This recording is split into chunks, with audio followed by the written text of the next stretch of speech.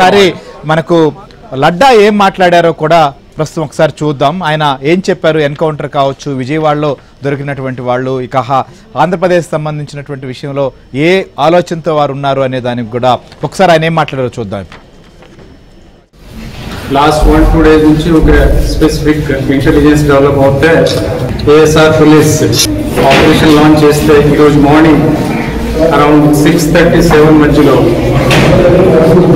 మరేమల్లి north side ఎదురు కాల్పులు జరిగింది.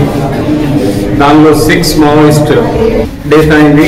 ఇప్పటి వరకు వచ్చిన ఐడెంటిఫికేషన్ ప్రకారం central committee member, 1st battalion commandant Madimi Hidma ఒకరు, అలాగే ఆయన భార్య రాజే ప్లస్ ఆయనతో పాటు 4 మంది చనిపోయారు, కొంతమంది పారిపోయారు. ఇది సందర్భంగా ఈ ఆపరేషన్స్ కంటిన్యూ చేస్తే సిటీస్లో లైక్ కృష్ణా డిస్ట్రిక్ట్స్, విజయవాడ, కాకినాడ ఇప్పటివరకు వచ్చిన సమాచారం ప్రకారం 31 మెంబర్స్ మావోయిస్టులు అరెస్ట్ చేయడం జరిగింది. ఈరోజు మార్నింగ్ నుంచి ఇప్పటి వరకు ఆ కన్సర్న్ జిల్లాలో ఎస్పీ డీటెయిల్స్ ఇస్తారు. దానిలో 31 మెంబర్స్లో మొట్టమొదటి బ్రేకప్ ఏంటంటే 9 మెంబర్స్ మన సెంట్రల్ కమిటీ మెంబర్ దేవ్జీ ఆయన సెక్యూరిటీ టీం వాళ్ళు ఉన్నారు. ఇప్పుడు వచ్చిన ఇన్ఫర్మేషన్ ప్రకారం మిగతా దాదాపు అందరూ 1st బటాలియన్ నుంచి హేమాతో పాటు వచ్చే వాళ్ళు ఉన్నారు. రైట్, మనం చూస్తున్నాం ఏదైతే ఇప్పటి వరకు ఆంధ్రప్రదేశ్లో ఇటు కృష్ణా జిల్లా కావచ్చు, కాకినాడ మొత్తం 31 మందిని కూడా అరెస్ట్ చేశామని చెప్పి లడ్డా చెప్తున్నటువంటి పరిస్థితి. ఖచ్చితంగా స్పష్టమైనటువంటి సమాచారంతోనే ఈ అరెస్టులన్నీ కూడా జరుగుతున్నాయి అనేటువంటిది. ఎందుకంటే హిడ్మాతో పాటు ఉండేటువంటి టీంని ఆంధ్రప్రదేశ్కు పంపించి ఇక్కడ యాక్టివిటీ చేయాలి అనేటువంటిది వారి టార్గెట్గా ఉన్నది అనేటువంటిది పోలీసులకు వచ్చినటువంటి సమాచారం. ఆ ప్రక్రియలో భాగంగానే అటు హిడ్మాను ఎన్కౌంటర్ చేశారు, ఇక వీరిని కూడా అదుపులోకి చేసుకున్నటువంటి పరిస్థితి ఉంది. సో రామారావు చెప్పండి, ముఖ్యంగా ఆయన స్పష్టంగా చెప్పారు 31 మందిని అరెస్ట్ చేశారు, ఆంధ్రప్రదేశ్లో టార్గెట్ చేశారు. సో ఇంకా ఏమైనా షెల్టర్ జోన్లు కానీ ఇట్లా యాక్టివిటీ చేయాలనేటువంటి అంశంలో ఇంకా ఏదైనా ప్రాంతాలపైన అనుమానం ఉందా? పోలీసులకు ఏమైనా సమాచారం ఉందా? కేవలం ఈ 2 ప్రాంతాల్లోనే కాకుండా ఇంకా ఏదైనా ప్రాంతాల్లో కూడా తనిఖీలు లాంటివి జరగబోతున్నాయా?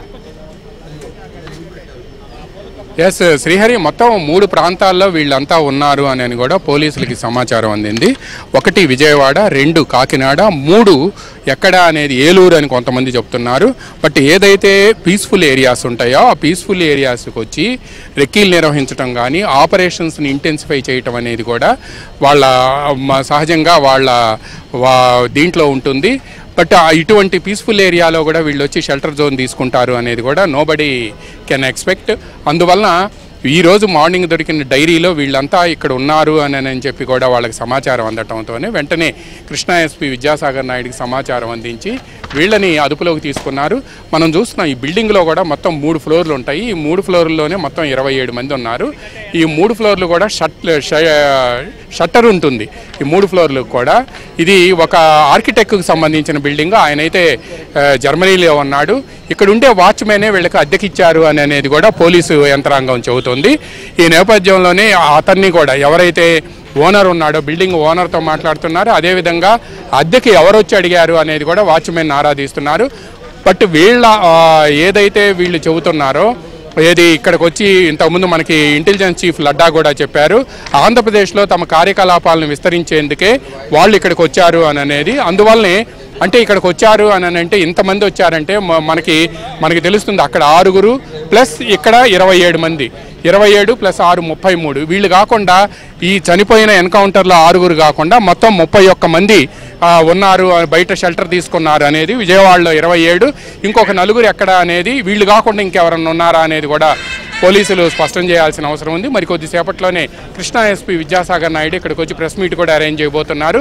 అయితే ఇక్కడ మనం గమనించాల్సిన అంశం ఏంటంటే ఇంత పీస్ఫుల్ ఏరియాలో వీళ్ళు ఇక్కడికి వచ్చి ముందు రెక్కీ నిర్వహించి దండకారణ్యంలోనూ తర్వాత మిగతా ప్రాంతాలు ఏవైతే ఏఓబి కానీ ఈ ప్రాంతాలన్నింటిలో కూడా విపరీతమైన ప్రెషర్ అంటే ఆపరేషన్స్ జరుగుతూ ఉండటంతో ఆపరేషన్ కగారు నిర్వహిస్తున్న తరుణంలో అందువలన వీళ్ళు ఇక్కడికి వచ్చి తమ కార్యకలాపాలను విస్తరించి ఈ టైంలో ఎక్కడో ఒక చోట మొత్తం ఏదో ఒకటి టార్గెట్ని రీచ్ కాగలిగితే తమ ఉనికి నిరూపించుకునే అవకాశం ఉంది అని కూడా మావోయిస్టులు భావించారు. అందువల్లనే వాళ్ళు ఇక్కడికి వచ్చారు అని.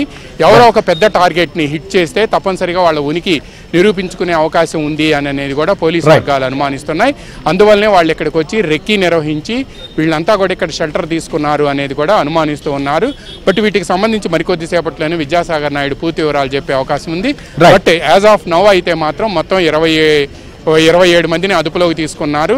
27 మందిలో 6 పురుషులు, మిగతా 21 మంది మహిళలు.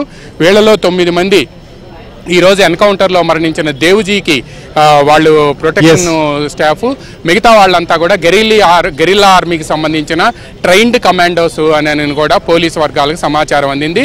వీళ్ళు ఏదైనా సరే ఆదమరిచి లేకపోతే ఈరోజు తెల్లవారుజామున అక్కడ ఎన్కౌంటర్ జరగకుండా ఉంటే ఈ దశలో ఏదైతే ఇప్పుడు ఇక్కడ హిట్ అయితే పెద్ద టార్గెట్ని హిట్ చేస్తే మాత్రం ఆంధ్రప్రదేశ్లో మాత్రం భయానక పరిస్థితి ఏర్పడే ప్రమాదం నెలకొంది. బట్ ఆ ప్రమాదం అయితే ఇప్పటి వరకు తాత్కాలికంగా నివారించగలిగారు పోలీసులు.